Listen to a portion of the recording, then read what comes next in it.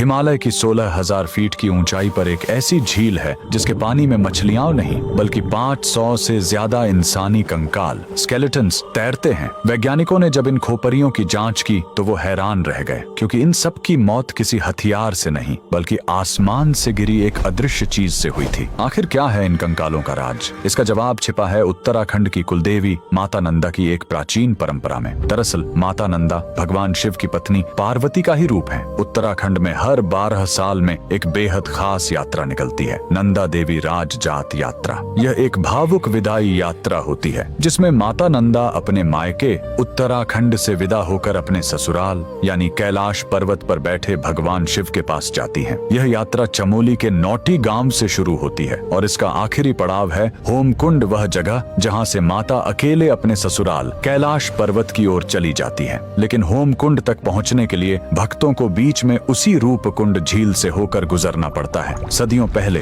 कन्नौज के राजा जसधवल ने इसी पवित्र यात्रा में शामिल होने की ठानी, लेकिन राजा को अपनी सत्ता का अहंकार था। वे भक्ति भाव से नहीं बल्कि पिकनिक मनाने के अंदाज में गए। नियम तोड़ते हुए वे अपने साथ गर्भवती रानी, नाचने गाने वाली नर्तकियां और जोर जोर से बजते ढोल नगारे लेकर पहाड़ पर चढ़ने लगे। माता नंदा अपनी विदाई के वक्त यह अपमान और शोर शराबा सह नहीं पाई। जैसे ही राजा का काफिला रूपकुंड झील के पास पहुंचा, देवी का प्रकोप टूट पड़ा। अचानक आसमान काला हो गया। बारिश नहीं बल्कि लोहे जैसे सख्त और भारी ओले गिरने लगे। वो ओले क्रिकेट की गेंद जितने भारी थे। वहां छिपने की कोई जगह नहीं थी। वो ओले सीधे राजा और उसकी सेना के सिर पर गिर रहे थे। देखते ही देखते राजा, रानी और उनके 500 साथी वहीं बर्फ में दफन हो गए। सैकड़ों साल बाद जब 1942 में वहां बर्फ पिघली तो दुनिया ने देखा कि झील कंकालों से भरी पड़ी है। और जब फॉरेंसिक जांच हुई तो वैज्ञानिकों ने पुष्टि की कि इन सभी खोपरियों में दरारें थीं जो ऊपर से किसी भारी गोल चीज ओले के गिरने से ही आई थीं।